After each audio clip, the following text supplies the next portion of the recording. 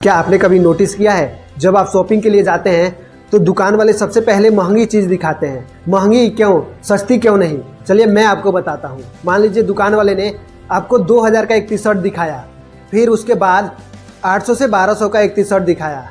अब इस सिचुएशन में कस्टमर पहले वाले प्रोडक्ट का प्राइस दूसरे वाले प्रोडक्ट के प्राइस से कंपेयर करते हैं और उन्हें कम प्राइस वाला प्रोडक्ट अच्छा और अट्रैक्टिव लगने लगता है। और जितने भी ऑनलाइन शॉपिंग ऐप है वो भी कुछ प्राइस इस प्रकार लिखते हैं। पहले ज़्यादा प्राइस लिखकर उसको काट देते हैं, फिर उसके साथ ही कम प्राइस लिखते हैं, जिससे डील अट्रैक्टिव लगती है। और हम सोचते हैं कि 2500 का प्रोडक्ट 1500 रुपये में मिल रहा है, डील अच्छी है, ले लेते हैं। अगर प्रोडक्ट का प्राइस सीधा 1500 रुपये लिखा होता तो कहीं ना कहीं वो भी हमें महंगी लगती।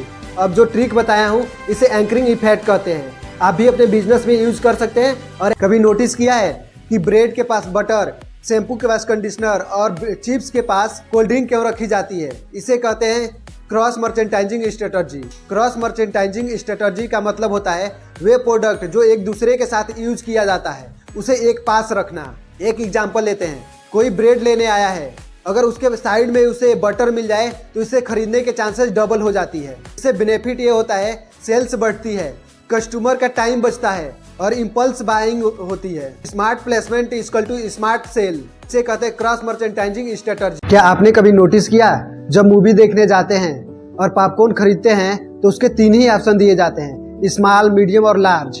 3 ही क्यों दिए जाते हैं, 2 क्यों नहीं? चलिए बताता हूँ। मान लीजिए पॉपकॉर्न वाले ने आपको 2 ही ऑप्शन दिए, स्मॉल बकेट 100 रुपए की और लार्ज बकेट 250 रुपए की। इस सिचुएशन में 250 वाली बकेट महंगी लगेगी, तो इसीलिए लोग 100 रुपए वाला बकेट ही ज्यादा खरीदेंगे। इस तरह से 250 वाली बकेट तो बिकेगी ही नहीं, तो इसीलिए कंपनी वाले क्या करते हैं, स्मॉल और लार्ज के बीच एक ऑप्शन रख देते हैं, मीडियम, जिसका प्राइस लार्ज से 20 से 30 रुपए ही कम होता है। जैसे लार्ज 250 का है और मीडियम 220 रुपए का होगा। अब जब कस्टमर के पास ऐसी सिचुएशन आती है जहां लार्ज और मीडियम में ज्यादा फर्क नहीं होता है, तो सबसे पहले वो स्मॉल को इग्नोर करते हैं और फिर सोचते हैं कि जब मीडियम 220 रुपए का और लार्ज 250 रुपए का है, ज़्यादा तो फर्क है नहीं, इससे बढ़िया लार्ज ही लेते हैं। इस तरह एक ऑप्शन ऐड करने से कस्टमर वही खरीदता है जो ब्रांड बेचना चाहता है। इस प्रोसेस को कहते हैं डिकॉय प्राइसिंग स्ट्रेटजी।